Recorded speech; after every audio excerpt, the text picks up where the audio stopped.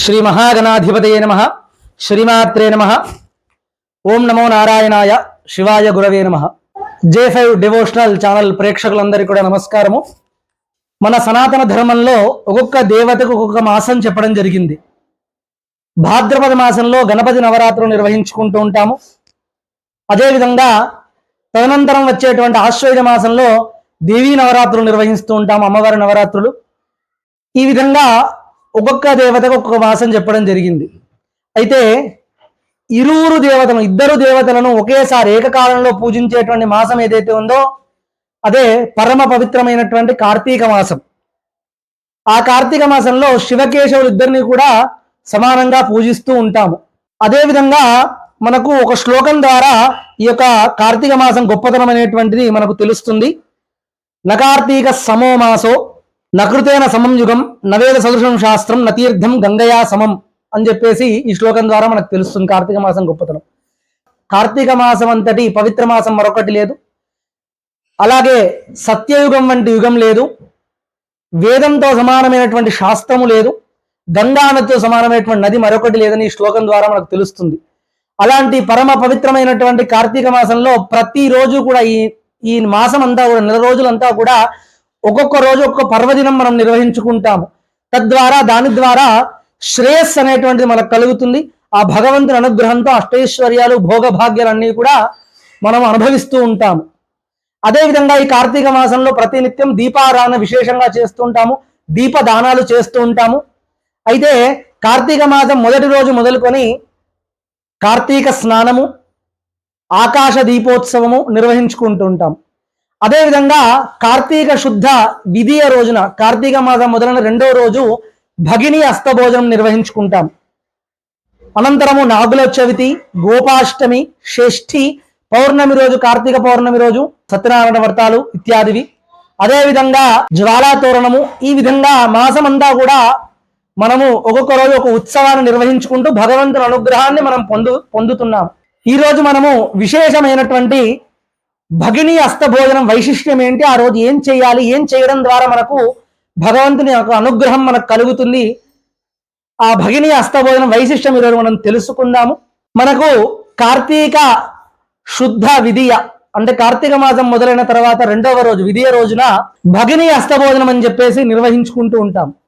ఈ భగిని అస్తభోజనం ఏంటంటే మన చెల్లెలు కానీ అక్కయ్య కానీ ఇంటికి వెళ్ళి వాళ్ళతోని వంట చేయించుకొని చక్కగా తమ్ముడు గాని అన్నయ్య గాని వెళ్ళి భోజనం చేసి చెల్లెకు వస్త్రాలు సమర్పించి వారితో సమయాన్ని కేటాయించి తిరిగి వస్తూ ఉంటాం.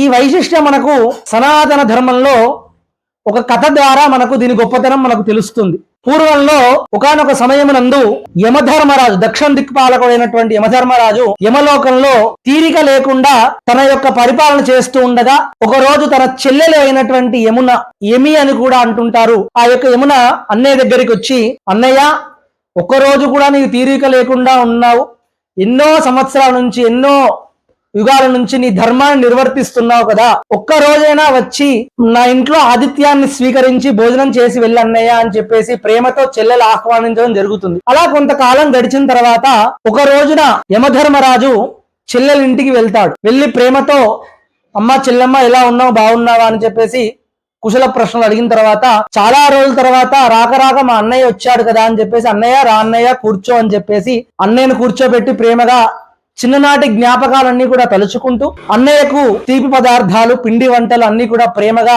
అన్ని వంటలు చేసి వడ్డిస్తుంది. అప్పుడు ఆ అన్నయ్య అయినటువంటి యమధర్మరాజు కూడా అన్ని భోజనం చేసి, చెల్లెమ్మ ఇంత సంతోషంగా ఉంది, మన చిన్ననాటి జ్ఞాపకాలన్నీ గుర్తు చేసావు కదా, చాలా ఆనందంగా ఉంది నాకు అని చెప్పి, దేవతా సంబంధం కాబట్టి వారి ఇరువురిది కూడా ఏదైనా లోక కళ్యాణార్థమే ఉంటుంది కాబట్టి సరే అమ్మా ఏ వరం కావాలో కోరుకో అని చెప్పి అడగగా, చెల్లె అయినటువంటి యమి, అన్నయ్య ఈ రోజు నా ఇంటికి భోజనానికి వచ్చావు కాబట్టి ఈ రోజు ఎవరైతే చెల్లెల ఇంటికి గాని అక్కయ్య ఇంటికి గాని వెళ్ళి ఎవరైతే తమ్ముడు గాని అన్నయ్య గాని వెళ్ళి భోజనం చేస్తారో, వారికి వస్త్రాలు సమర్పిస్తారో, వారికి అపమృత్యు దోషాలన్నీ కూడా తొలగిపోయేటువంటి విధంగా అనుగ్రహించు అని చెప్పేసి వరం అడగడం జరిగింది.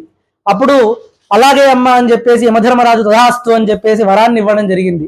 దాంతో పాటుగా చెల్లెమ్మ ఎవరైతే ఈ యొక్క కార్తీక మాసంలో వచ్చేటువంటి విధియ రోజున ఎవరైతే వాళ్ళ చెల్లె గాని అక్కయ్య ఇంటికి కానీ ఎవరైతే వెళ్ళి భోజనం చేస్తారో వారికి అపమృత్యు దోషాలు తొలగిపోతాయి. అలాగే అన్నయ్య గాని తమ్ముడు గాని వాళ్ళకి భోజనం పెట్టడం ద్వారా చెల్లెలకు కూడా సౌభాగ్యము సౌమంగళ్యము అభివృద్ధి చెందుతుందని చెప్పేసి వరం ఇవ్వడం జరిగింది. కాబట్టి తప్పకుండా అందరూ కూడా ఈ కార్తీక శుద్ధ విధియ రోజున తప్పకుండా అందరూ అక్కయ్య గాని చెల్లె గాని ఉంటే వారి ఇంటికి వెళ్ళండి, లేదా వారిని మన ఇంటికి ఆహ్వానించి వంట చేయించుకొని చక్కగా తిని ఆ భగవంతుని అనుగ్రహం కలిగేటువంటి విధంగా ఈ యొక్క ఉత్సవాన్ని తప్పకుండా ఆచరించండి. అందరూ కూడా కొంత సమయము మనకు కూడా ఈ యొక్క బిజీ లైఫ్ లో మనం కూడా కొంత సమయము అక్కా చెల్లెళ్లతో సమయాన్ని వారితో కేటాయించినటువంటి ఆనందం కూడా మనం పొందుతాము. కాబట్టి తప్పకుండా ఈ యొక్క ఉత్సవాన్ని అందరూ కూడా నిర్వహించుకోవాల్సిందిగా మనవి.